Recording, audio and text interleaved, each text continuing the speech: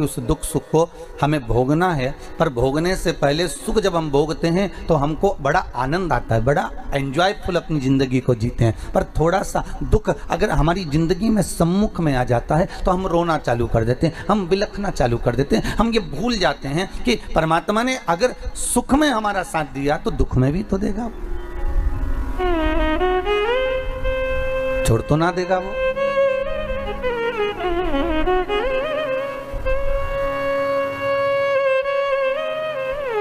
एक माता पिता अपने बच्चे को लेकर साल भर में छुट्टियों में दादा दादी के घर जाते थे। रहते थे मुंबई में, जैसे बगल परिवार रहता है। हाँ, रहता भले वहाँ हो, पर साल भर में एक बार तो आते ही होगे महाराज आप लोग। है वर्ष में एक बार अपने माता से मिलने के लिए, गांव में देखने के लिए, भले आप मुंबई रह रहे हैं, भले आप मुंबई निवास कर रहे हैं, तो वो माता पिता के पास में, अपने दादा दादी के पास अपने बच्चों को लेकर पहुँचते हैं। और बच्चों को लेकर पहुंचता और माँ रहते कम से कम 1 महीना 15 दिन 20 दिन छुट्टियों को बड़े आराम से अपने जीवन को निकालते। बच्चा धीरे धीरे धीरे धीरे 8-10 साल हो गए, बड़ा हो गया। अब बच्चा बड़ा हो गया तो वो बच्चा जब बड़ा हो जाता है तो बच्चा कहता है, पापा अब की बार दादी के घर में खुद जाऊंगा, आप मुझे ट्रेन में बिठा देना।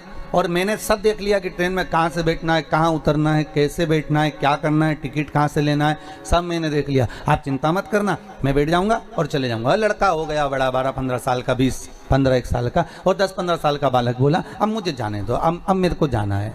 ठीक है बेटा जाओ।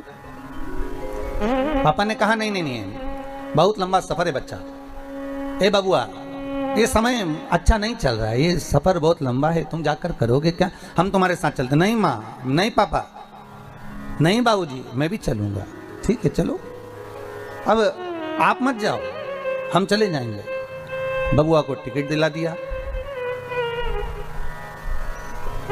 और बालक को जब टिकट दिलाया ट्रेन का, पिताजी उसको स्टेशन छोड़ने के लिए गए, समझाया आराम से बैठना, डरना नहीं, टीटी आए टीसी आए उसको टिकट दिखा देना और बिल्कुल मत घबराना हो। और भोजन रख दिया है झोले के अंदर, खा लेना, स्टेशन पर उतर जाना, ध्यान रखना, आराम से जाना, चिंता मत करना। और बेटा कहने लगा, पापा मैंने साफ देख लिया है, आप चिंता मत करो, मैं आराम से चले जाऊंगा।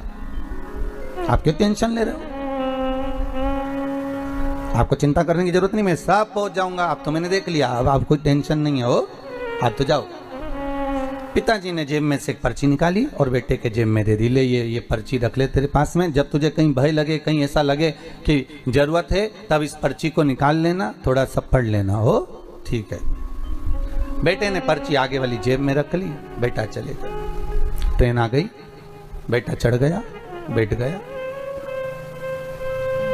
चले, ट्रेन चल दी, इसको जगह मिल गई, बड़े आराम से बैठा हुआ था, बड़े आराम से,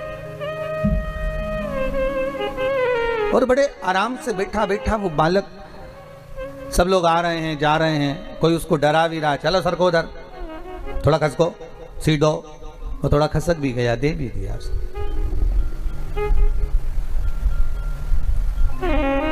2-4 गांव निकल गए, एक आदमी चढ़ा, सीट के चक्कर में उसको डराने लगा, आंखें दिखाने लगा, वो घबराने लगा, आंख में से आंसू बहने लगे, भूख भी लग रही थी, रो रहा था। आंख से जब अश्रु गिरे तो मन में आया, मेरे बाबूजी ने, मेरे पिता ने एक चिट्ठी मेरी जेब में रखी थी, उस चिट्ठी को निकालता हूँ। उस पर्ची को निकाला और निकाल कर पढ़ा तो उस पर्ची पर लिखा हुआ था, चिंता मत करना, पीछे वाले डब्बे में मैं बैठा हुआ हूँ, चिंता मत करना, पीछे वाले डब्बे में मैं बैठा हुआ हूं। बेटे का विल पावर मजबूत हो गया, आंख का आंसू पोंछ लिया, अब डरता नहीं है, क्योंकि पीछे वाले डब्बे में पिता बैठा हुआ है। जीवन में इस तरह के दुख, तकलीफ, कष्ट जिंदगी में बहुत आएंगे, डराने वाले भी मिलेंगे, घबराने वाले भी मिलेंगे, आंख दिखाने वाले भी मिलेंगे। आंखों में आंसू जब आए तो चिंता मत करना, इस कथा को, शिव महापुराण की इस कथा को याद करना कि पीछे वाले डब्बे में मेरा भोलेनाथ बैठा हुआ है, चिंता करने की जरूरत नहीं है, तू तो अपना कर्म किए जा, बाकी की चिंता वो विश्वनाथ करेगा। वो बाप जगत का पिता। हम कहते हैं ब्रह्मा के पिता हैं भगवान विष्णु, क्योंकि नाभि से प्रकट हुए हैं।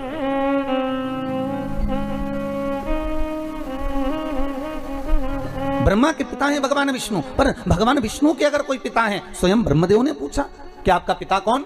और ब्रह्मा और विष्णु ने मिलकर एक खंबे का, एक सुंदर पर्वत का घर्षण करना प्रारंभ करा, एक पर्वत को घुमाना प्रारंभ करा, और उस पर्वत के घुमाने से एक लिंगायत आकृति प्रकट हो गई। उस लिंगायत आकृति से आवाज आ गई कि हे नारायण, तुम मुझे पहचानना चाहते हो? भगवान विष्णु हाथ जोड़कर बोले, प्रभु आपको कौन नहीं जानता, मैं तो जानता हूं आप। परंतु ये ब्रह्मा के मन में आश्चर्य पड़ा हुआ है ना कि मेरा पिता कौन है, जगत का नारायण, और नारायण का पिता है कौन आखिर?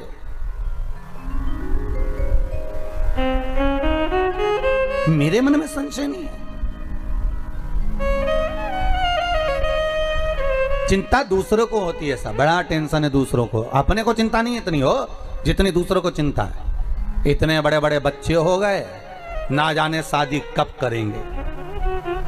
अरे बच्चे उनके, सही है कि गलत है? बड़े भी हो गए तो उनके घर में हो गए, पढ़े लिख गए तो उनके घर में लिख गए, पर टेंशन इनको हो गई कि बताओ इतने बड़े बड़े हो गए, फिर टेंशन हो गया, इतनी सारी जमीन खरीदते जा रहे हैं, करेंगे क्या? सारी फैक्ट्रियां लाकर यही गांव में पांडे तारा में तो ना डाल देंगे, बड़ी चिंता।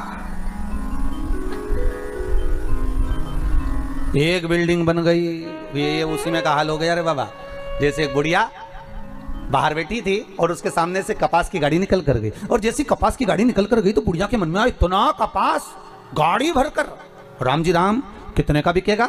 और बिकेगा तो कितना पैसा आ जाएगा? और पैसा आ जाएगा तो इनकी तो बिल्डिंगें बन जाएगी। बुढ़िया टेंशन लेके चक्कर खा के नीचे गिर गई।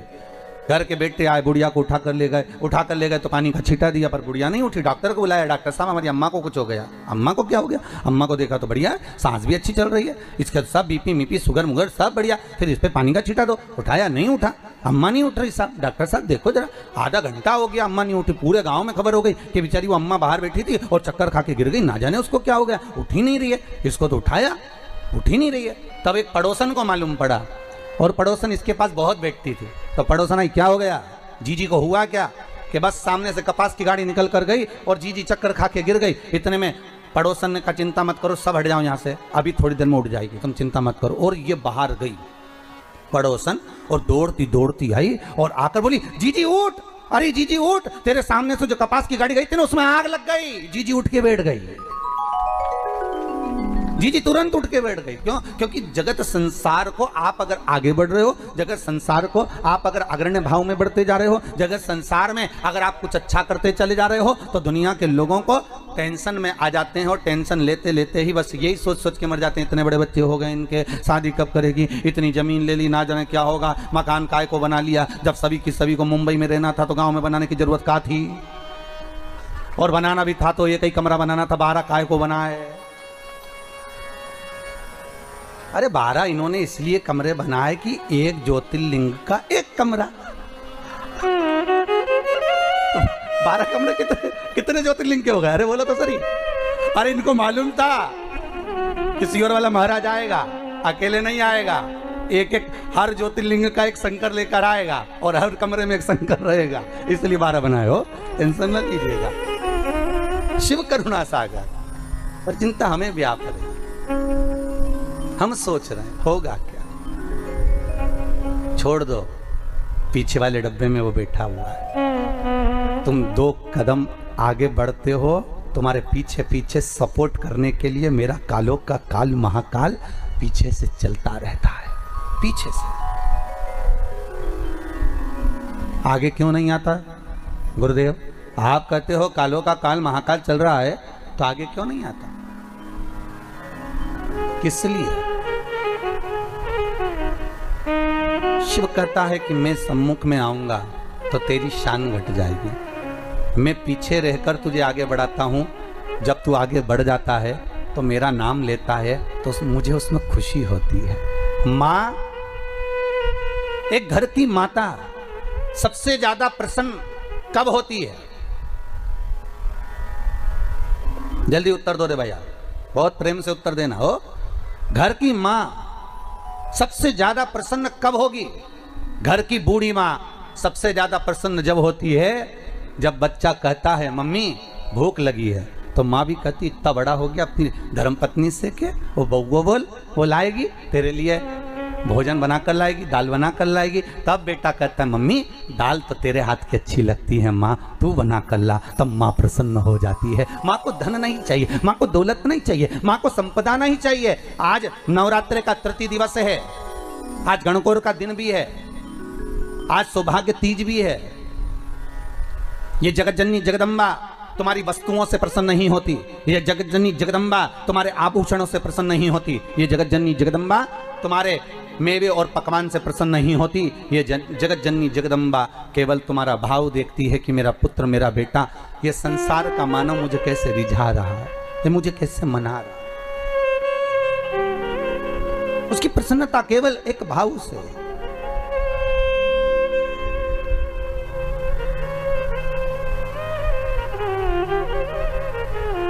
केवल एक भाव। और जब निर्मल मन, निर्मल विचार, निर्मल सोच, निर्मल बुद्धि, निर्मल चित्त हमारे भीतर का आ जाता है महाराज, तब दुनिया का संपूर्ण सुख हमारे सम्मुख में हो जाता है। केवल मन।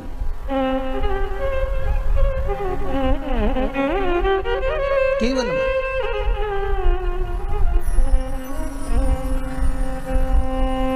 और ये मन, ये चित्त, ये वृत्ति शिव के साथ जब लग जाए। भगवान शंकर का जब शिवलिंग प्रकट हुआ तो भगवान शंकर ने पूछा मुझे प्रकट करने का कारण क्या था? क्या आप नारायण को ये पता नहीं था कि मैं आपका पिता हूं? क्या ब्रह्मदेव को ये मालूम नहीं था कि मैं इनका दादा हूं?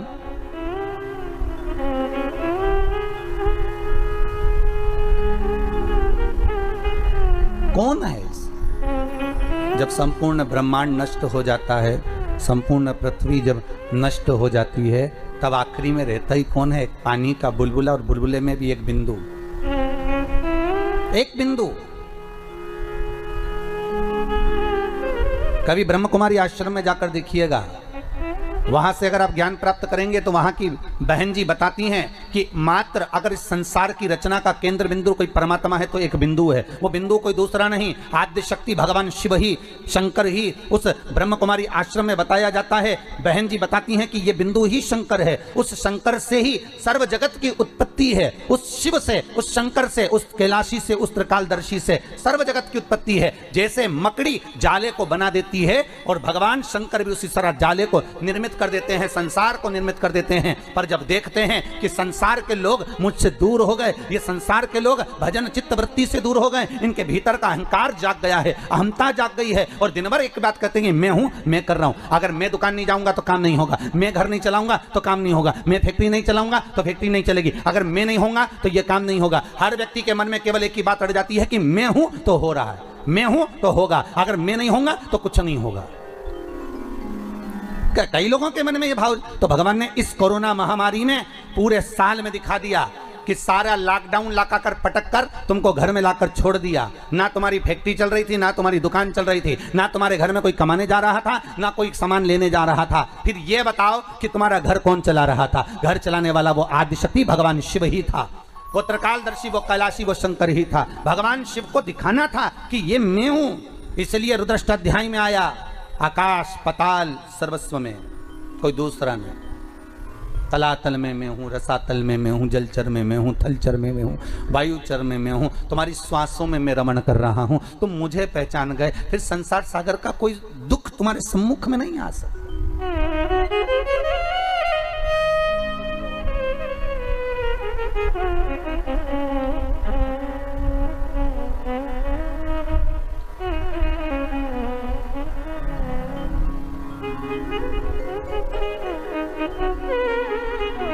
फिर कोई दुख, कोई तकलीफ, कोई कष्ट हमारे जीवन में, हमारी सम्मुखता में कैसे प्रकट हो सकता है? कैसे आ सकता है? आप अगर दिल से परमात्मा को रिझा रहे हो, आप अगर दिल से परमात्मा को बुला रहे हो, तो उस परमात्मा को तुम्हारे सम्मुख में होना जरूरी है। फिर वही बात आ गई, बच्चा घबराया तो पिता ने जेब में एक पर्ची डाल दी। वो पर्ची केवल उस बालक की जेब में नहीं है,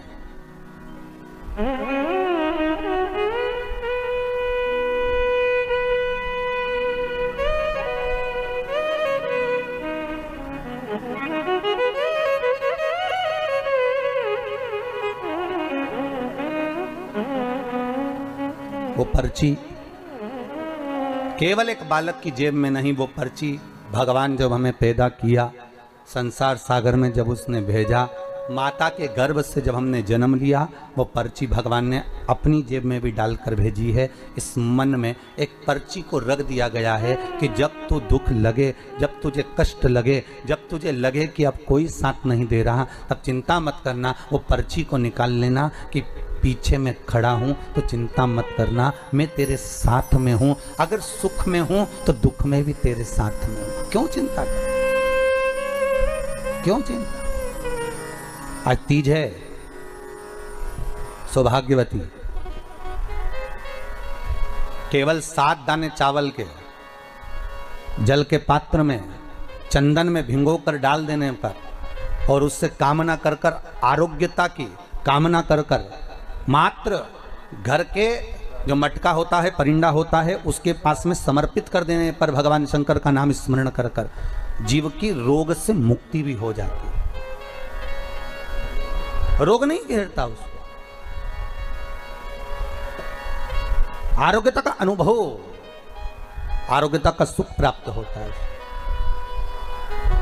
शिव महापुराण के लिए लोग कहते हैं, कई लोगों के, कई विप्रजन, कई ब्राह्मण जन भी पूछते हैं, गुरुदेव ये बताओ कि इतने सारे उपाय आप बताते हो पुराणों में से निकाल कर, और हम भी प्रयास करें इसको निकालने के लिए, तो हम कौन सी पुराणों में ढूंढे? तो आपसे भी निवेदन है, स्कंद पुराण से निकालिए, लिंग पुराण से निकालिए, नर्मदा पुराण से निकालिए, देवी भागवत से निकालिए, श्रीमद् भागवत से निकालिए, शिव महापुराण से निकालिए, गर्ग संहिता से निकालिए, पद्म पुराण से निकालिए, राधा वल्लभी से निकालिए, एक एक पुराण में से, एक एक चरित्र में से, और तो और हम तो सहज भाषा में कहते हैं कि गीता प्रेस गोरखपुर की सारी गीता प्रेस गोरखपुर के अंक को लेकर आ जाइए, चाहे शिव अंक हो, चाहे सती अंक हो, चाहे पार्वती अंक हो, चाहे मानस अंक हो, चाहे धेनु अंक हो, एक एक भगवान गीता प्रेस का एक एक अंक खरीद कर लेकर आओ, कल्याण का एक एक अंक तुम्हारे पास में लेकर आओ, और उस अंक में से एक एक उपाय को निकालने का प्रयास करो। आपको सारे उपाय मिल जाएंगे जो इस व्यासपीठ से बताए जाते हैं। सारे उपाय आपके सामने आ जाएंगे कि जो व्यासपीठ से दिए गए,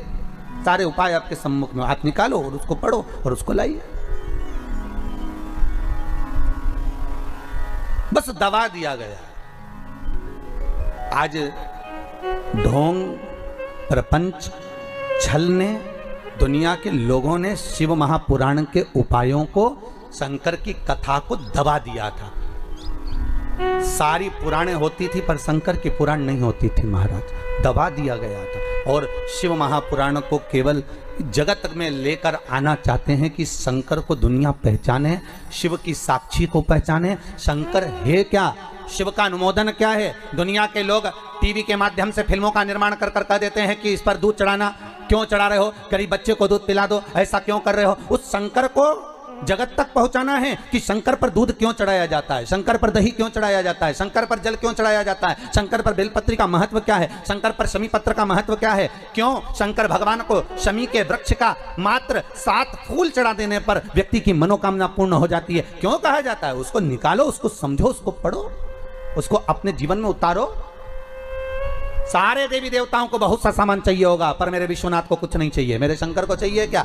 अगर आपके जीवन में ऐसा लगे कि बहुत बड़ी बीमारी आ गई और आपके घर का व्यक्ति वेंटिलेटर पर पड़ा हुआ है, तो शमी के वृक्ष के फूल ले आओ 7, और शमी के वृक्ष के 7 फूल लाकर एक एक फूल शंकर भगवान को श्री शिवाय नमस्तुभ्यम कहकर उस व्यक्ति के लिए जो पड़ा हुआ है, अंतिम सांसें गिन रहा है, जिसको अटैक आ गया, अंतिम सांसों में जो गिन रहा है, उसके नाम से भगवान शंकर पर चढ़ाना प्रारंभ कर दो। मात्र 7 पुष्प, उस शमी के वृक्ष के 7 पुष्प आप शिव को समर्पित करिए, उसका नाम और गोत्र बोलकर, और भगवान शंकर का मूल मंत्र श्री शिवाय, जम के बोलिए श्री शिवाय नमस्तुभ्यम बोलकर एक एक शमी का फूल शंकर पर चढ़ाना प्रारंभ कर दो। फिर आगे वो विश्वनाथ की मर्जी है, वो प्राण कैसे लेकर वापस आता है, उस काल से छुड़ाकर महाकाल कैसे लाता है, ये वो जाने। आपका फर्ज केवल आप अदा करिए। जब अंत में डॉक्टर भी हार जाते हैं, जब अंत में डॉक्टर भी कह देते हैं कि अब हमारे बस का नहीं है, अब तो उस परमात्मा के हाथ में, मतलब डॉक्टर को भी मालूम है कि एक और डॉक्टर बैठा हुआ है, एक डॉक्टर और है, वो बस वो थोड़ा सा दूर तो रहता है पर करीब भी बहुत है। कई लोग कहते हैं गुरुजी वो कैलाश पर रहता है बहुत, तो उनको बुलाएंगे तो आएंगे। हमने कहा कैलाश पर तो रहता ही नहीं है, जहाँ भक्त है वहाँ भगवान, वो दूर तो रहता ही नहीं। आप तो बस केवल उसको बुलाने का प्रयास करिए, आप दिल से बस उसको हाजिर, वो दिल से बुलाओ तो उसको।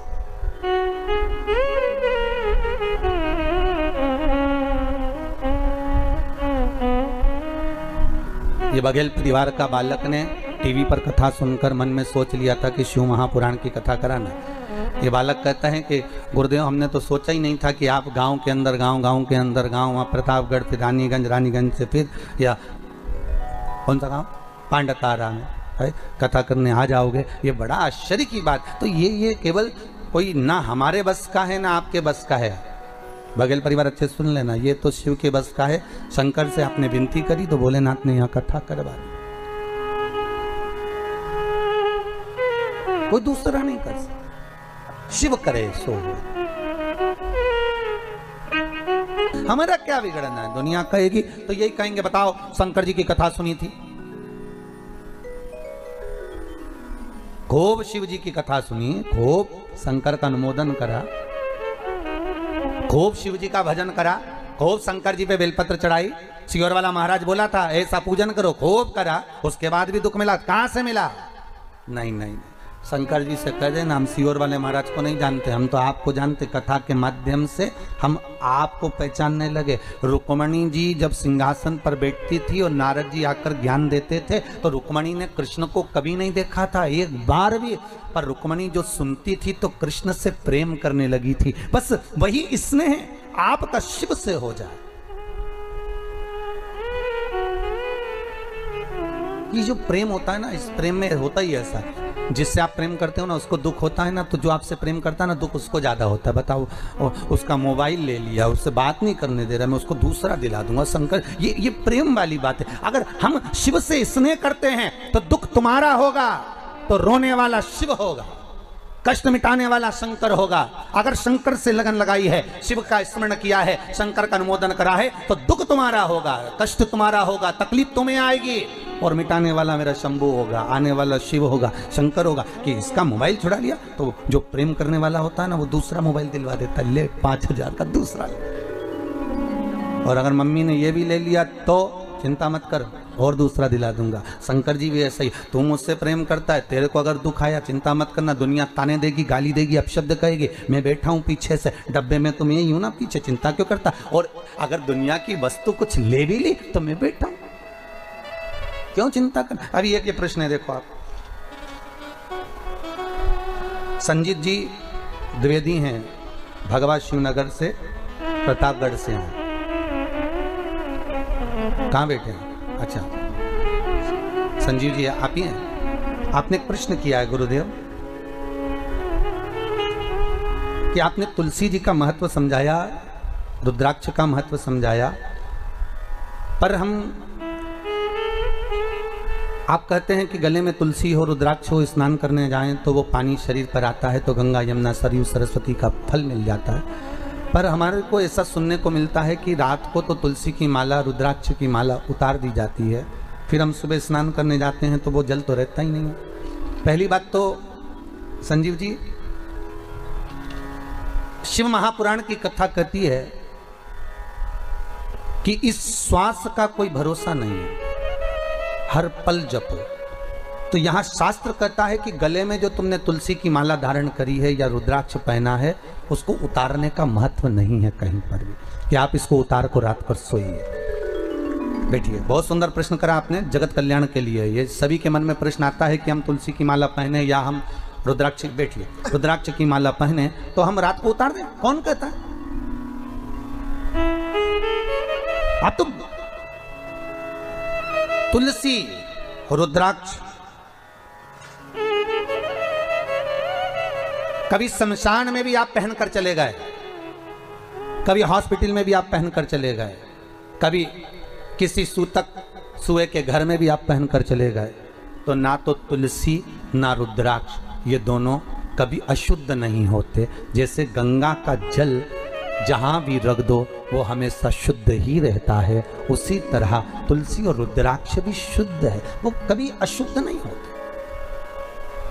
कौन कहे आपसे कि आप इसको उतारो?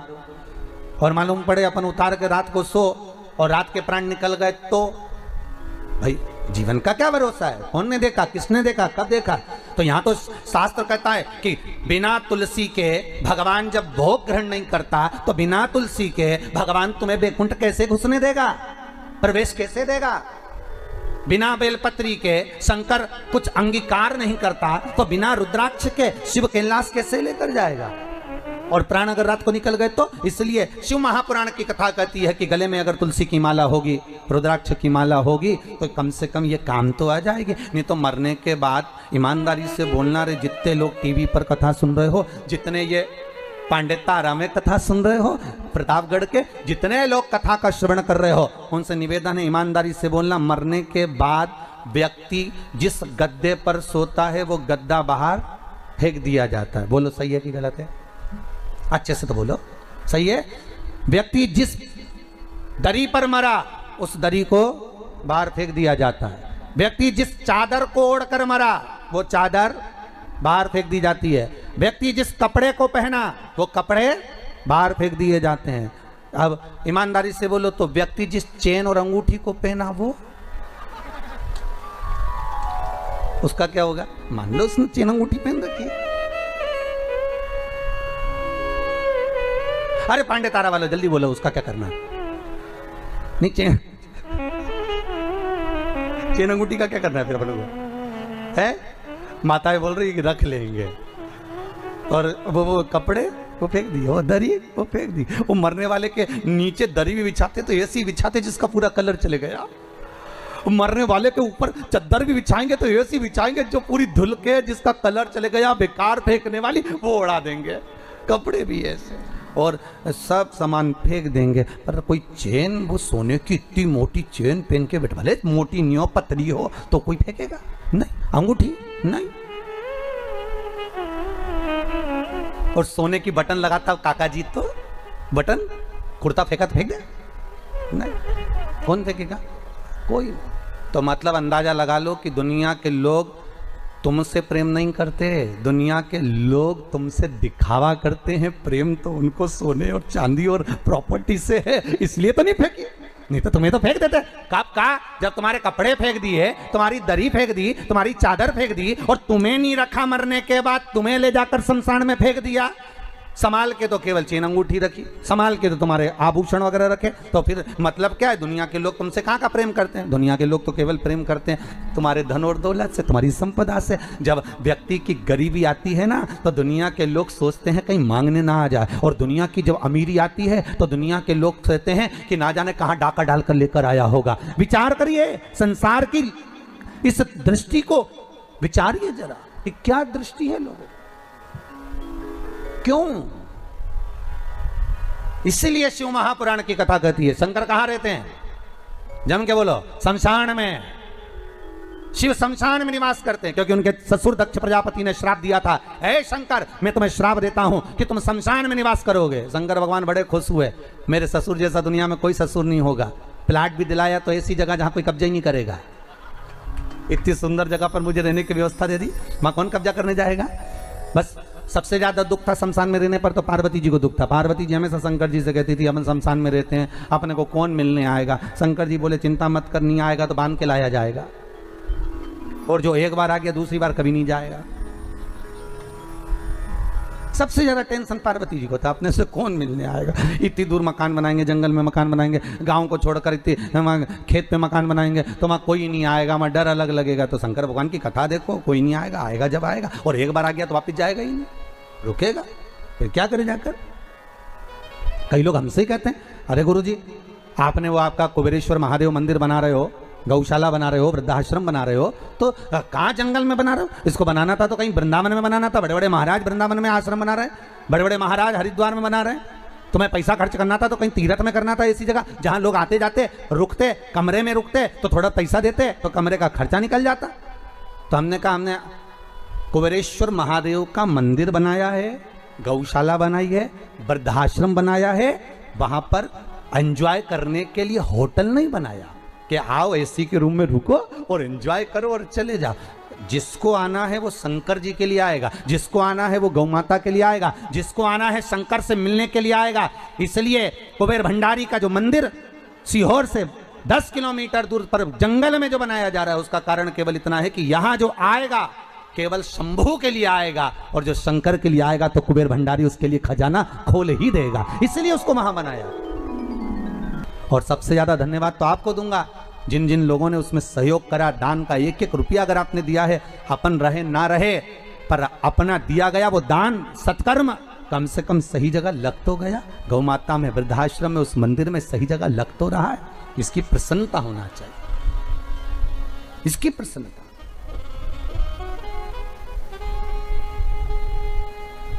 अपनी चित्तवृत्ति, अपना मन बनाओ, भगवान जहां कहे। शिव जी कह रहे हैं मैं शमशान में रहता हूं, शमशान में रहने में दिक्कत क्या है मुझे, मैं तो अलमस्त रहता हूं, मुझे कोई टेंशन नहीं है। पार्वती जी बोली कितना बुरा लगेगा लोगों को यहाँ आने में।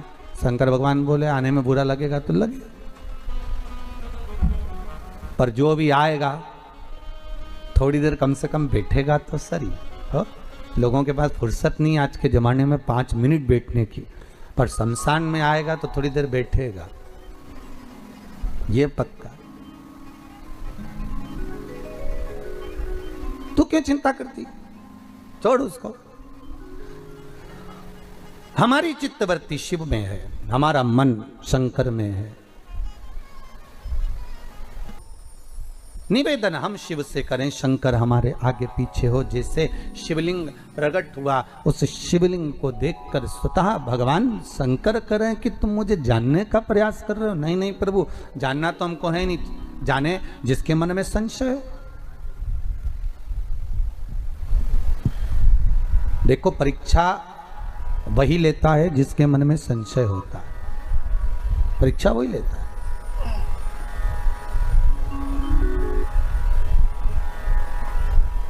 परीक्षा बोले जिसके मन में संशय हो। यहाँ तो संशय है ही नहीं बाबा के प्रति, क्या संशय करें। हाला हजूर बैठा है, जैसे दीदी ने बताया, कल भैया जी ने बताया कि श्री शिवाय नमस्तुभ्यम का क्या लाभ है। घुटनों में तकलीफ थी, बाबा की पूजन करने का क्या लाभ है। यहाँ कोई विशेष कोई तंत्र विद्या तो होती नहीं है, कोई जादू टोना तो होता नहीं। यहाँ तो बस कह देते हैं कि आप शिव जी का अनुमोदन करो, आप शंकर का स्मरण करो और आप शिव भक्ति में डूबे रहो। बस जितना शिव का नाम लोगे, जितना शंकर का अनुमोदन करोगे, जितना शिव भक्ति में डूबोगे, उतना सुख मिलेगा।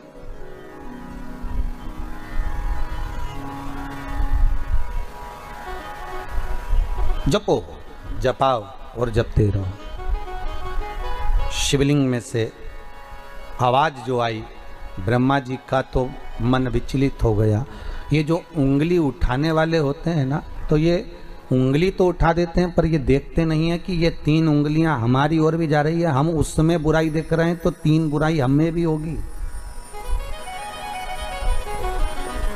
हम किसी पर अगर उंगली उठा रहे हैं तो हमें भी कुछ ना कुछ खोट तो होगा। अब ब्रह्मदेव तो कह दिए, यह आकाशवाणी झूठी लगती है मुझे तो। शंकर भगवान ठहाका लगाकर हंसे, शिवलिंग में से आवाज आई, अरे ब्रह्मदेव तुम मुझसे करो कि आकाशवाणी झूठी है। हाँ,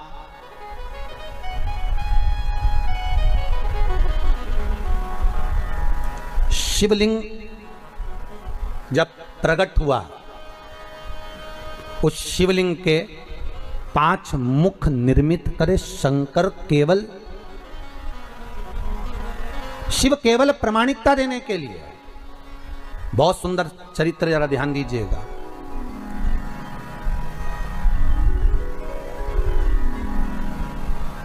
शंकर कह रहे हैं तुम मुझे जानते नहीं हो। नहीं, मैं तो समझता ही नहीं। आप शंकर भगवान विष्णु के पिता हो सकते हो, ये मैं नहीं मान सकता। 5 मुख शंकर ने शिवलिंग में से प्रकट कर दिए। इसलिए ओम नमः शिवाय, ये नमः शिवाय जो शब्द है पंचाक्षर, ये शंकर के प्रथम शिवलिंग में से प्रकट हुआ था। जो 5 मुख निकले थे उसमें से एक एक अक्षर प्रकट होकर सम्मुख में आया था। ये ओम नमः शिवाय शिव का प्रथम अक्षर, शिव का प्रथम स्वरूप ओम नमः शिवाय जो प्रकट हुआ। प्रथम लिंग जो प्रकट हुआ शिवलिंग, उसी में से प्रकट हो गया, उसी में से। अब भगवान शिव कह रहे हैं कि नहीं ब्रह्मदेव तुम जानते नहीं हो हमको, और ब्रह्मा कह रहे हैं आप नहीं जानते, ब्रह्मा असत्य पर और शिव सत्य पर। कितने प्रमाण भगवान शंकर ने ब्रह्मा को दे दिए, पर ब्रह्मा मानने को तैयार नहीं। शिव जी जान गए कि अब सत्य के लिए प्रमाण की जरूरत नहीं पड़ना, अब प्रमाण देगा ब्रह्मा असत्य के लिए। शंकर जी ने ब्रह्मा जी की बुद्धि ऐसी कर दी कि ब्रह्मदेव भगवान विष्णु से बोले अगर ये आपके पिता हैं तो आपके पिताजी के चरण कहाँ हैं और सिर कहाँ हैं। इस शिवलिंग का सिर देखने के लिए मैं जाऊंगा, आप चरण देखने के लिए जाओ और ढूंढ कर लेकर आओ भगवान के चरणकार, मैं शीश देखने जाता हूं। भगवान ने बुद्धि फेर दी। विनाश काले विपरीत बुद्धि। जब व्यक्ति का विनाश आता है, जब मनुष्य नष्ट होने वाला रहता है, तो दूसरे की निंदा करना प्रारंभ कर देता है, दूसरे के लिए अपशब्द बोलना चालू कर देता है, दूसरे को नीचे दिखाना प्रारंभ कर देता है, दूसरे पर उंगली उठाना चालू कर देता है। समझ लेना कि अब इसकी विद्वत्ता, अब इसका अहम, इसका अहंकार नीचे की ओर आ रहा है।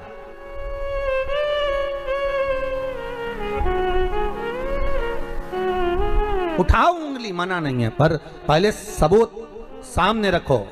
ब्रह्मा जी भी बार बार कह रहे हैं सिर कहाँ है, कहाँ है चरण। गए भगवान विष्णु ने कहा क्या चाहते हो ब्रह्मदेव। ब्रह्मदेव कह रहे हैं कि आप चरण ढूंढो। भगवान का ठीक है मैं जाता हूं चरण ढूंढने के लिए। शिवलिंग का चरण ढूंढने के लिए भगवान नीचे गए, ब्रह्मा शीश ढूंढने के लिए ऊपर गए। अब भगवान चरण ढूंढने गए, उनको चरण मिले ही नहीं, वापिस आ गए। ऊपर गए ब्रह्मा जी, जाते जाते केतकी का पुष्प मिल गया, उसको ले लिया साथ में। गौ माता मिल गई, उसको ले लिया साथ में। चलो तुम सबूत देना, कह देना कि भगवान ब्रह्मा को सिर मिल गया, तो झूठ बोलने का क्या लाभ होगा। केतकी के पुष्प से बोला तुझे सुगंधित बनाकर रखूंगा, देवताओं पर तू चढ़ेगा। और गाय कहने लगी मेरा क्या लाभ। तो भगवान ब्रह्मदेव कहने लगे अगर तू जाकर मेरे भगवान शिव के सामने एक बार झूठ बोल देगी तो तुझे घर की पहली रोटी खाने को मिलेगी। गौ माता बोली चलो ठीक है बोल देती हूँ। चले गए, आ गए सामने। भगवान ब्रह्मा ने भगवान विष्णु से पूछा नारायण हे प्रभु आपको क्या भगवान के चरण मिले। भगवान विष्णु ने तो कह दिया मुझे चरण मिले ही नहीं। शंकर भगवान के मुख से निकल गया जय हो सत्यनारायण भगवान की। स्कंद महापुराण की कथा कहती है सत्यनारायण की कथा यही शंकर की कथा से निकली है। कौन से भगवान की कथा? सत्यनारायण भगवान। क्योंकि भगवान विष्णु शिव जी के सामने सत्य बोल दिए थे, इसलिए उनका नाम हो गया था, जम के बोलो, सत्यनारायण। अब आज के जमाने में तो जिसका नाम सत्यनारायण रहता है वो भी असत्य बोलता फिरता है। बड़ी आफत है। अरे कम से कम थोड़ा बहुत तो नाम का अंश रखो रे, कम से कम थोड़ा बहुत तो नाम का ध्यान रखो कि अपना नाम क्या है। अगर तुम्हारा नाम शांति बाई है तो कम से कम थोड़ी तो शांत रहे है? और अगर तुम्हारा नाम भीम सिंह है, वो हमारे यहाँ एक पंडित जी उनका नाम भीम है, और तो वो हमेशा भीम जैसी दादागिरी दिखाते रहते। वो तो जब देखो जब दादागिरी दिखा, और जो भी मिले उससे बस वो दादागिरी मैं ऐसा कर दूंगा। मैंने कहा भीम शांति बैठ।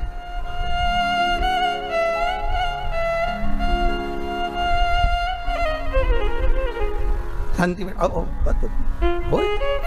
अरे तुम्हारे नाम का कम से कम फल तो प्राप्त करो। अब नाम रख दिया आशीष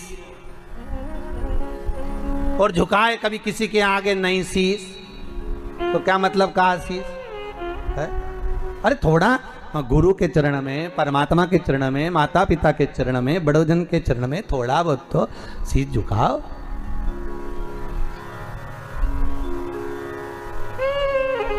थोड़ी नम्रता महाराज। प्रेम हो जहां, स्नेह हो जहां। झूठ बोल रहे हैं। भगवान सत्यनारायण हो गए। ब्रह्मा जी ने कहा आपको चरण नहीं मिले। नहीं, भगवान विष्णु ने पूछ लिया आपको भगवान शंकर का सिर मिला क्या? ब्रह्मा जी बोले बिल्कुल मेरे को तो मिला। अब एक बार अगर कहीं का व्यक्ति झूठ बोल देना तो उसको फिर झूठी झूठ बोलना पड़ता है। एक जगह हम कथा करने गए तो हमने उनकी सास से पूछ लिया तुम्हारी बहू नहीं आ रही कथा में? क्या गुरुजी अब क्या बताएं, बच्चों की पढ़ाई चल रही। अच्छा, एग्जाम का टाइम आ गया, बच्चों के 2 पेपर हो गए तो पढ़ाई। हमने कहा ठीक है। अब हम उनके पड़ोस में पधरावनी के लिए गए।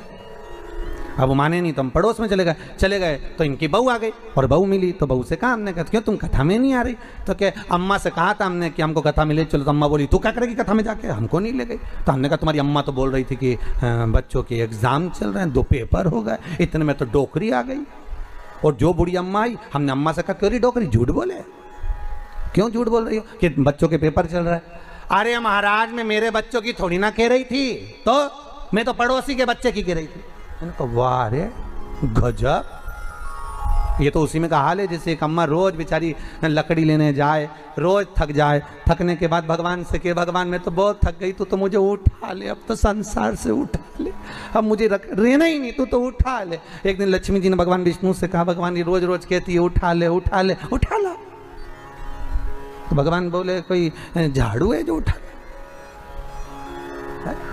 परंतु रोज रोज तो कह रही ना उठा ले उठा ले। तो भगवान कहा ठीक है अब कल बोलेगी तो उठा लाऊंगा। उसने कल फिर हे भगवान मैं तो थक गई, संसार में आकर फंस गई, तो मुझे उठा ले।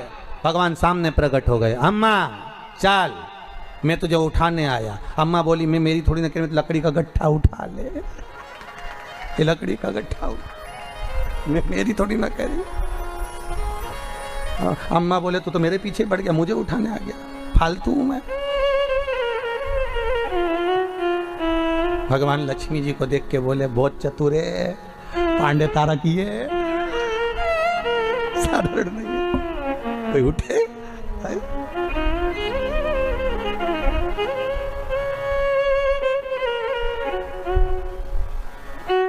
एक बात तो है पांडे तारा में आनंद तो है, कुछ भी हो उत्तर प्रदेश की ये दरा आनंदमय तो है महाराजो, आनंद।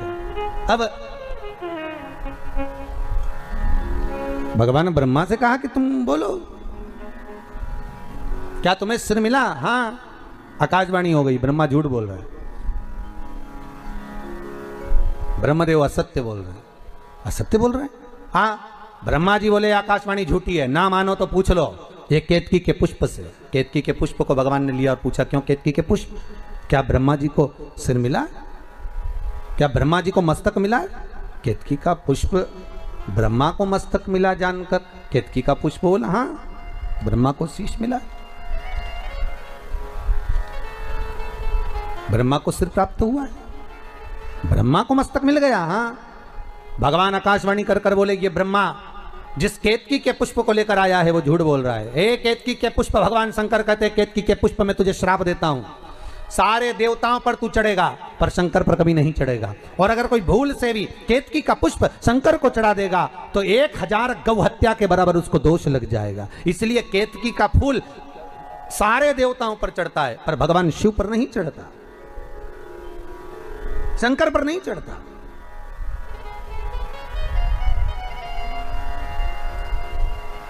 शिव को प्रिय है पुष्प में आंक का पुष्प, जो आंकड़े का पुष्प होता है शंकर को बड़ा प्रिय है। और दूसरे नंबर पर शंकर को प्रिय है शमी का पुष्प, बहुत ध्यान देना महाराज। तीसरे नंबर पर शंकर को प्रिय है महाराज सरसों का पुष्प। सरसों होती है ना जो राई अपन बोते हैं, सरसों बोते हैं, उसमें पीले कलर का जो पुष्प लगता है। हमारा तो निवेदन रहता है जब तक सरसों आए तो प्रयास करा करो कि सरसों के 108 पुष्प शंकर भगवान पर चढ़ाना प्रारंभ कर दो। महाराज ये पक्का है कि वर्ष भर कोई बड़ी बीमारी आपको घेर नहीं सकती अगर सरसों के फूल शिव को चढ़ रहे हैं तो। और प्रयास करना कि सरसों का जो पुष्प होता है, सरसों का जो फूल होता है महाराज, अगर कोई व्यक्ति को किडनी या लीवर से जुड़ी हुई कोई तकलीफ होती है या किसी व्यक्ति का एक्सीडेंट हो गया होता है और उसका कोई अंग रह गया हो, कोई शरीर का कोई भाग रह गया और वो काम नहीं कर रहा हो, जैसे किसी के पांव रह जाते हैं एक्सीडेंट के बाद, किसी का हाथ रह जाता है या कोई अंग काम नहीं कर रहा हो, वहाँ ब्लड पहुँच नहीं रहा हो, वो जगह एकदम सुन्न हो गई हो, खाली पड़ गई हो, तो उसके लिए शिव महापुराण की कथा कहती है कि सरसों के पुष्प 11 शंकर जी के राइट भाग में, जहाँ शिव जी के गण दरवाजे के द्वारपाल मणिभद्र जिस जगह पर निवास करते हैं, कौन निवास करते हैं? मणिभद्र। शंकर जी के दरवाजे के द्वारपाल हैं मणिभद्र जी, तो मणिभद्र दरवाजे के द्वारपाल में राइट भाग में मणिभद्र जी विराजते हैं। मतलब राइट भाग कौन सा हुआ? जब आप मंदिर से बाहर निकलेंगे तो राइट भाग, मंदिर में प्रवेश करेंगे जब राइट नहीं होना चाहिए, आप मंदिर से जब जाएं तो राइट भाग।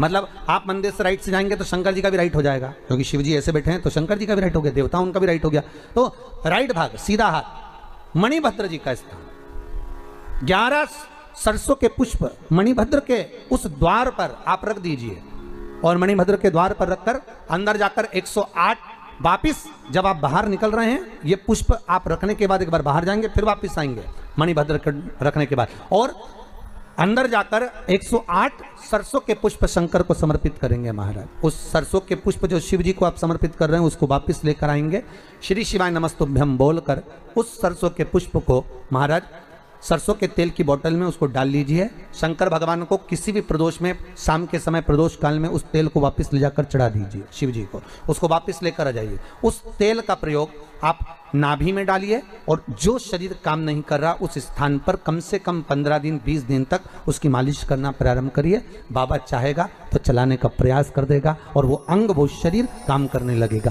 मणिभद्र का स्मरण, श्री शिवाय नमस्तुभ्यम, सब बोलिए एक बार जमकर, श्री, अरे पहले बोल दिया, हमारे साथ तो बोलो, श्री शिवाय नमस्तुभ्यम। भगवान शिव के मंत्र का स्मरण कर कर करते सरसों का जो पुष्प है उसमें आनंद की अनुभूति है, आनंद की अनुभूति।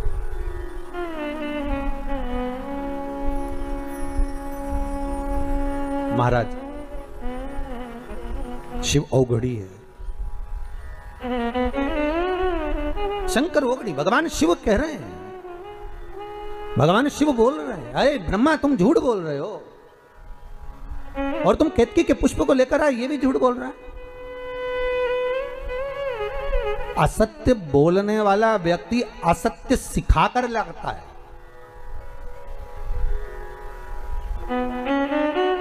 मैं फिर निवेदन करूंगा आप सबसे, पूरे महीने आप सत्य नहीं बोल सकते ना, मत बोलो। पूरे महीने में कम से कम एक हफ्ता बना लो कि मेरे को इस हफ्ते में सत्य बोलना। एक हफ्ते भी सत्य नहीं बोल सकते तो निवेदन है कोई 2 दिन ऐसा बना लो कि मैं 2 दिन सत्य बोलूंगा। 2 दिन सत्य नहीं बोल सकते तो शिव महापुराण की कथा कहती है कम से कम 1 दिन ऐसा बना लो कि मैं सत्य बोलूंगा। 1 दिन नहीं बना सकते तो कम से कम 2 घंटा ऐसा बना लो कि मैं सत्य बोलूंगा। 2 घंटा नहीं बना सकते तो कम से कम 1 घंटा बना लो कि मुझे सत्य सुबह 8 बजे से लेकर 9 बजे तक सत्य बोलूंगा। पर किसी को बताना मत ही सत्य तुम कि 1 घंटे में इसी समय पर सत्य बोलता हूं, नहीं तो उस समय पर पत्नी आ गई और उसने कुछ पूछ लिया तो अच्छा आपत तुम्हारी, फिर सत्य।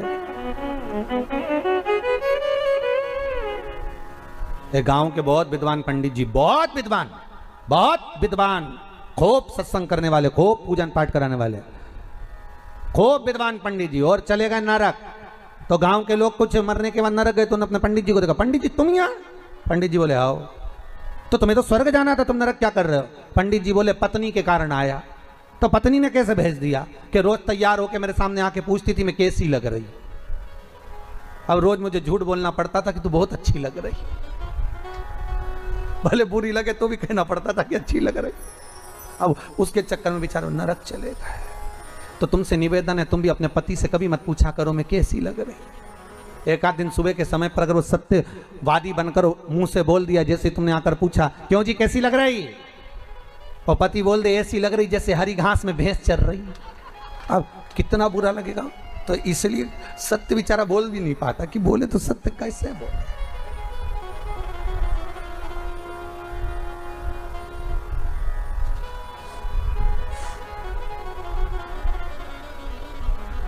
आज तो हमारे जजमान जिन्होंने पूजन करी वो दोनों पति पत्नी साथ में भी बैठे। जिन्होंने 2 दिन पूजन करी तो बेचारा एक यहाँ बैठती थी एक वहां बैठता था। तो हम भी टेंशन में रहते थे कि आखिर ये दोनों अलग अलग क्यों बैठे, बड़ा सोचना पड़ता था। हर हर भगवान शिव औघड़ रानी सत्य की मुंह रहते हैं। आप ना बोल सके थोड़ा सत्य बोलिए साहब, अपनी जिंदगी को सत्यमय जीने का प्रयास करिए। सत्यम शिवम सुंदरम, जीवन में सत्य आएगा तो शिव मिल जाएगा, और शिव मिल गया तो जीवन सुंदर बन जाएगा। आप रूप अपनी जिंदगी आनंदमय हो जाएगी। जीवन को सुंदर बनाने के लिए सत्य की मूर्ति बनना प्रयास करिएगा। हमारे मन में जो आए हम सत्य कह दें, हमारे मुख पर जो आए सत्य कह दें। मरने के बाद तो लोग बोलेंगे राम नाम सत्य, अरे बोलो तो सही, तुम तो घबरा गए। बोलो राम नाम सत्य है। मरने के बाद दुनिया बोलेगी, और जब दुनिया बोलेगी तो अपन तो बोल ही नहीं पाएंगे, क्योंकि अपन तो लेटे होंगे।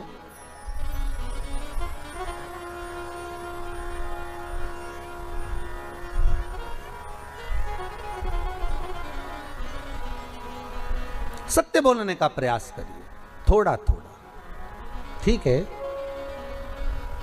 एकदम सत्य निकालना भी बड़ा कठिन हो जाता है।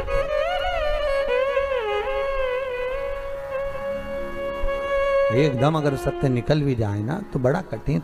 अब मुंह पर तो बोलना ही पड़ता है, तुम साहब बहुत बढ़िया हो, साहब बहुत आनंद है, बहुत बढ़िया। अब मन से तो कचोट रहा है, काय को मुंबई छोड़ के यहाँ आ गए। बताओ, हमारी छाती पे मूंग दलने आए, इससे तो मुंबई में अच्छे थे।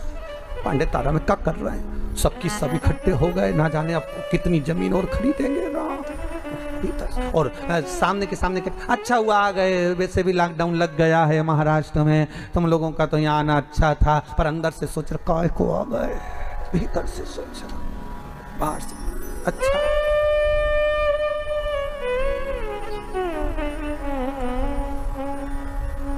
अच्छा, तुम सोच तो रहे हो कि महाराज कैसी कथा बाचे राम, अब ऐसी बातें महाराष्ट्र का तो काम है। पर अपनी जीवन में सत्यता को थोड़ा सा लाओ। अरे ब्रह्मा, तुम झूठ बोल रहे हो। ब्रह्मदेव ने कहा मैं झूठ बोल रहा हूँ, केतकी का फूल झूठ बोल रहा है, तो गौ माता से पूछ लो। गौ माता को खड़ा करा, भगवान शिव ने पूछ लिया, बोल गौ माता, क्या ब्रह्मा जी ने भगवान शंकर का सिर देखा है?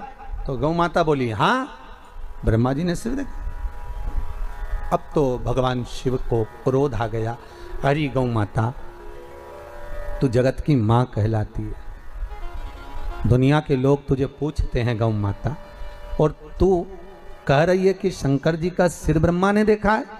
मेरे सामने इस शंकर की साक्षी में तूने झूठ बोला है गौ माता। मैं तुझे श्राप देता हूं गौ माता, तेरा पूरा शरीर पूजा जाएगा पर तेरा मुख अपूज्य माना जाएगा। हिंदू धर्म में सारी परिक्रमा आगे से होगी पर गौ माता की परिक्रमा पीछे से होगी। हिंदू धर्म में सारा दान, कन्यादान, वस्त्रदान, मुद्रादान, स्वर्णदान, अन्नदान, सारा दान आगे से होगा, पर गाय का दान पूंछ पकड़कर पीछे से होगा, क्योंकि तूने झूठ बोला है, तू असत्य बोली है। और तू असत्य क्यों बोल रही है? तू असत्य बोलने का कारण तेरा है क्या? क्यों असत्य बोली? केवल एक रोटी के लिए? और यही तो मनुष्य है साहब, मानव करता क्या, एक रोटी के लिए सत्य बोलता है, एक रोटी के लिए झूठ बोलता है, एक रोटी के लिए असत्यता का बिंदु पकड़ कर बैठता है, केवल एक रोटी के लिए।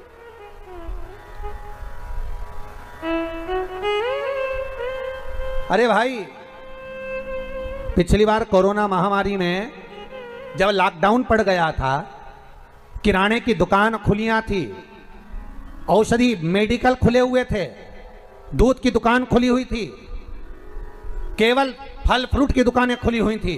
उस समय पर दुनिया के लोगों ने अपना भंडार भरने के लिए 1 रुपए की चीज को 4 रुपए महंगा कर दिया था, और अभी भी वही हो रहा है। मेडिकल वाले अभी भी 1 रुपए की दवाई को 10 रुपए ऊपर बताकर बेच रहे हैं। पर कितना बेचोगे साहब, और कितना कमा लोगे? और मान लो वही जो दुनिया को बीमारी हो रही है, अगर तुम्हें हो गई और मालूम पड़े वो तो महंगी सस्ती खरीद कर उसने तो कैसे पार कर कर कोरोना से लड़कर बाहर निकल गया, और मालूम पड़े जो तुमने असत्य बोलकर, झूठ बोलकर, छल कर कर, बेईमानी कर कर थोड़ा सा रुपया ज्यादा कमा लिया, और मालूम पड़े एक ही औलाद थी और निपट गई, तो क्या कर लोगे? इसलिए सत्य भाव में जितना कमाना है बाद में कमाना, 1 का 2 बाद में करना, 4 का 10 बाद में करना, पर जब तक सारा विश्व हाहाकार कर रहा है तब तक जितना बन सके उतना दुनिया के लोगों को सपोर्ट करना, दुनिया के लोगों को सहयोग करना। ये कमाने के लिए पूरी जिंदगी पड़ी है, पूरा जीवन पड़ा है सब कमाने के लिए। किराने का भाव बढ़ा देना बाद में, पर अगर अब लॉकडाउन पड़ रहा है तो उतने में ही सामान बेचना जितने का है। भले 2 रुपया कम कर दो, अपनी तरफ से दान और पुण्य करना प्रारंभ कर दो, क्योंकि ना जाने कौन सा धन आएगा, मालूम पड़े सब उजाड़ कर ले जाएगा। उस धन को बचाने का प्रयास करिए साहब। शिव महापुराण में एक कथा पहले भी कही थी, आज फिर कहते हैं। एक राजा बीमार पड़ गया, उस नगर के एक व्यक्ति का काम था, उसके पास में कमाई होती थी तो वो पैसा इकट्ठा कर कर बाजार में जाकर कोड़ियाँ खरीद कर लाता था। कोड़ियाँ देखिए, वो ऐसी छोटी छोटी कोड़ियाँ होती हैं, कोड़ियाँ खरीद कर लाता था। और उन कोड़ियों को खरीद कर लाता और कोड़ियां ले जाकर ढेर सारी इकट्ठी करते जाता। पत्नी कहती इतनी कोड़ियां क्यों ला रहे हो? पति बोला कोड़ियां आन दे, अपना क्या जा रहा है, इकट्ठा करता गया करते गया, बारदान पर बारदान बढ़ता गया, बोरे बोरे भरता गया, खूब कोड़ियां इकट्ठी कर ली। एक दिन नगर का राजा बीमार पड़ गया।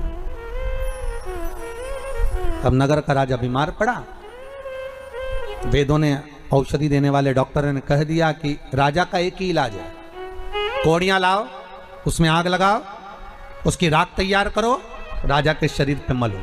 राजा के शरीर पर मलोगे, राजा ठीक हो जाएगा। अब कोड़ियां देखी तो बाजार में नहीं थी, नगर में देखी नहीं थी, भंडार गृह में देखी नहीं थी, कोड़ियां कहां गई? ढूंढ रहे हैं सब। किसी को मालूम पड़ा कि गांव का व्यक्ति रोज सुबह आता है और बाजार में से सारी कोड़ियां खरीद कर ले जाता है। उसके पास पहुंचे, तुम्हारे पास कोड़ियां? हाँ, पर मेरे पैसे की, मैंने इकट्ठी करी, मैंने पैसे से लाया हूं, फ्री की नहीं है मेरे पास।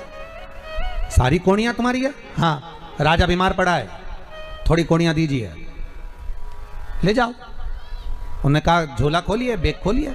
इसने अंदर से कोड़ियां लाया, बारदान में से थाली पर हाथ फेरा, कोड़ी डाल दी, फिर लाया, फिर कोड़ियों पर हाथ फेरा, फिर कोड़ियां डाल दी। राजा के दूत कहने लगे, पागल, मूर्ख है तू, बेवकूफ है, कोड़ियां लाकर दे रहा है तो थाली पर हाथ क्यों फेर रहा है? डायरेक्ट ला के डालता क्यों नहीं है? पूरा बारदान उठाकर क्यों नहीं दे देता? पूरा बोरा उठाकर क्यों नहीं दे देता? पूरा बैग उठाकर क्यों नहीं दे देता? महाराज, ये कोड़ियों में मैं वो कोड़ी ढूंढ रहा हूं, ना जाने कौन सी एक कोड़ी ऐसी आ गई जो मेरी इतनी कोड़ियों को, रखी रखाई कोड़ियों को लेकर चली गई। वो गांव का व्यक्ति सोच रहा है कौन सी कोड़ी थी, उस कोड़ी को ढूंढने का प्रयास कर रहा हूं। यही हमारी जिंदगी है। कोई बेईमानी की ऐसी कोड़ी तुम्हारे घर में ना आ जाए कि मालूम पड़े रखा रखाया भी सब लेकर चले जाए। कोई सत्य की कोड़ी ऐसी आती है, ईमानदारी की कोड़ी कोई ऐसी आती है, पुण्य की कोड़ी कोई ऐसी आती है, एक धन एक रुपया कोई सत्कर्म का ऐसा आता है कि घर में, गांव में, परिवार में शिव महापुराण की कथा करवा देता है। कोई रुपया, कोई कोड़ी ऐसी आती है जो सत्कर्म में लगा देती है, और कोई कोड़ी ऐसी आती है जो रखा रखाया भी बर्बाद कर कर चली जाती है। बघेल परिवार को तो सोचना चाहिए कि पुण्य की कोई कोड़ी आपके पास आई होगी जो भगवान शंकर की कथा हो गई। तो कोई ऐसा धन मत कमाना, एक का दो कर मत कमाना। इस कोरोना महामारी में दुनिया का सपोर्ट करो, सहायता करो कि कोई धन ऐसा ना आ जाए कि मालूम पड़े हमारा रखा रखाया भी चला जाए, हमारी पूंजी, हमारा जीवन सब समाप्त हो जाए। उस कोड़ी को ढूंढना फिर मत करो एक का भी। थोड़ा समय रुक जाओ भाई, थोड़ा।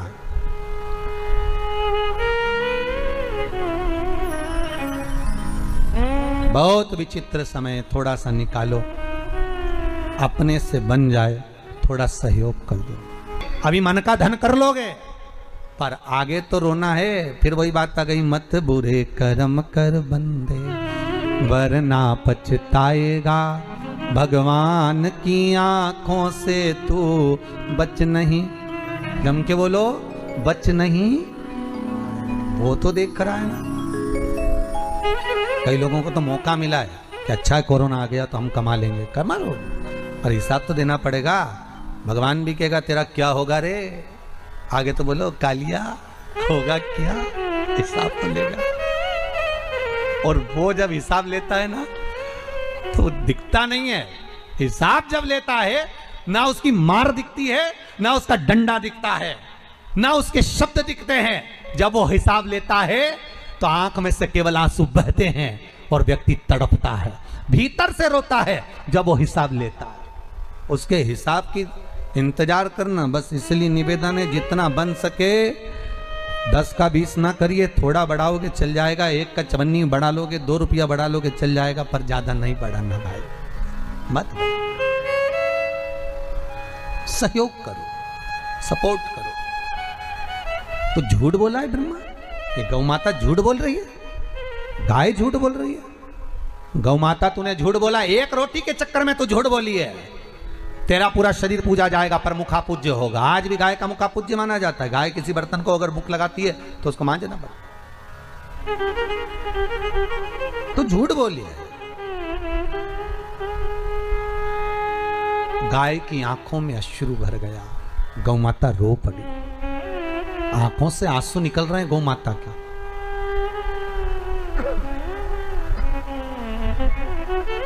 केवल मनुष्य नहीं रोता, केवल मानव की ही आंख में आंसू नहीं आते, जीव भी रोता है, जीव भी रोता है।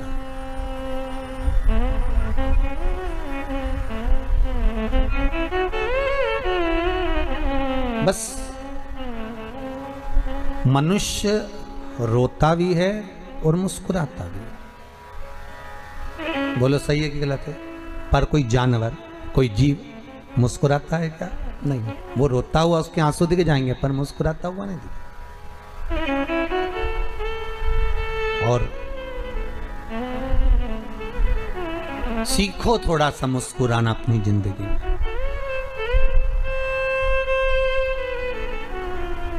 रोने की कला सिखाई नहीं जाती, भगवान पैदा करते से ही भेज देता है कि रोना है।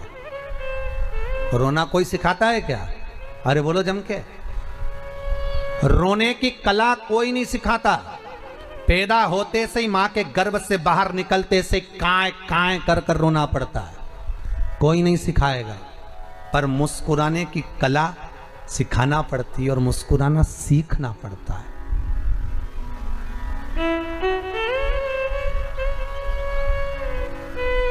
वो सीखना पड़ेगा।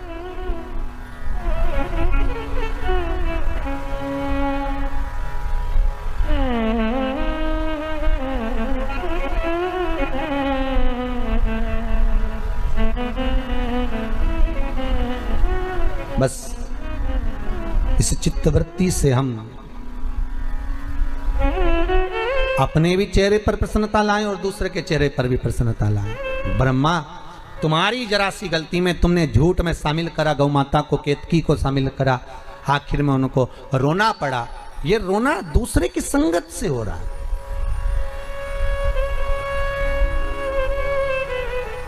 दूसरे की संगत। किसी ऐसे का संग मत पकड़ना कि बाद में रोना पड़े। कई लोग झूठ बुलवाने के लिए एक आदमी को साथ में लेके जाते हैं। बोल सही है कि नहीं, मैंने ऐसा किया था कि नहीं, तो बेचारा साथ वाले को भी साथ देना पड़ता। हाँ वो साहब, और उसने मुंडी हिलाई तो यहाँ कथा कह रही है ब्रह्मा का साथ गौ माता ने दिया तो उसको रोना पड़ा। केतकी के फूल ने दिया तो केतकी के फूल को रोना पड़ा। झूठ बोलने का साथ कभी मत दो। सत्य बोलने का प्रूफ देने के लिए अगर कोई बुलाए तो चले जाना, पर झूठ बोल ऐसा हुआ कि नहीं, और उसको भी झूठ बोलना पड़ता। हाँ साहब हाँ।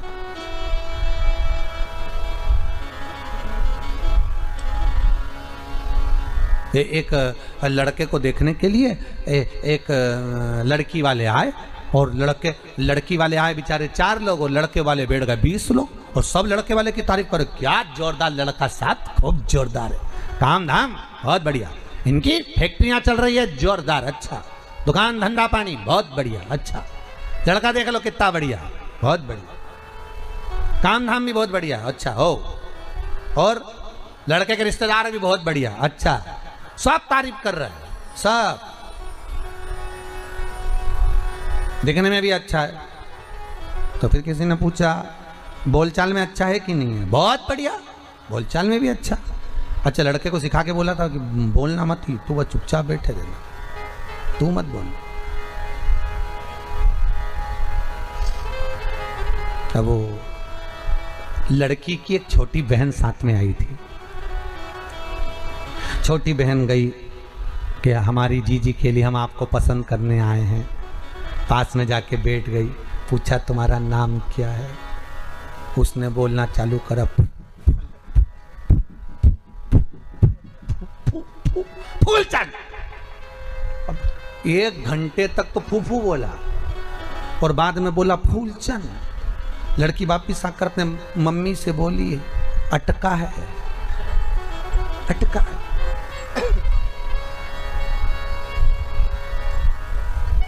अब क्यों छुपाना भैया झूठ? सत्य है, सत्य बोलिए।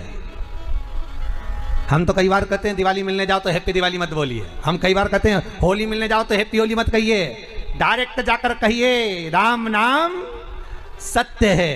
व्यक्ति जिंदगी में थोड़ा सत्यमय जीवन जिए, अच्छा जिए।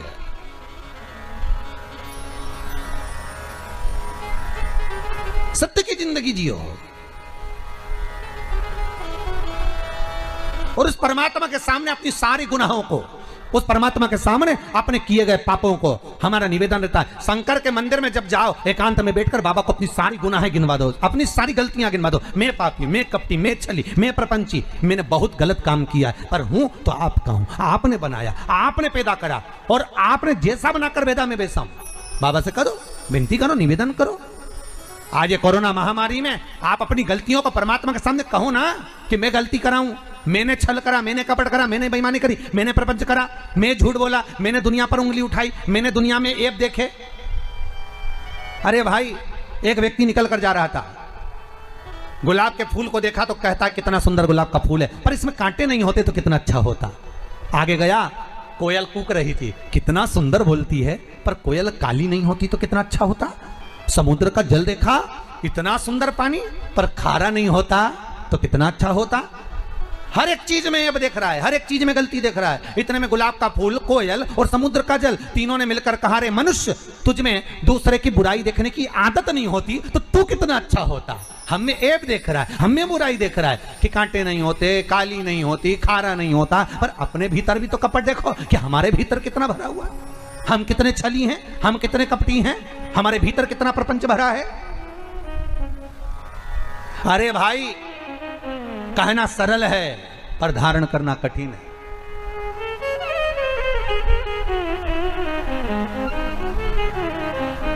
अपने भीतर को टटोलो थोड़ा सा, अपने भीतर शंकर को बिठाओ और भीतर को टटोलो। हे शंभु, हे त्रिकालदर्शी, हे कैलाशी।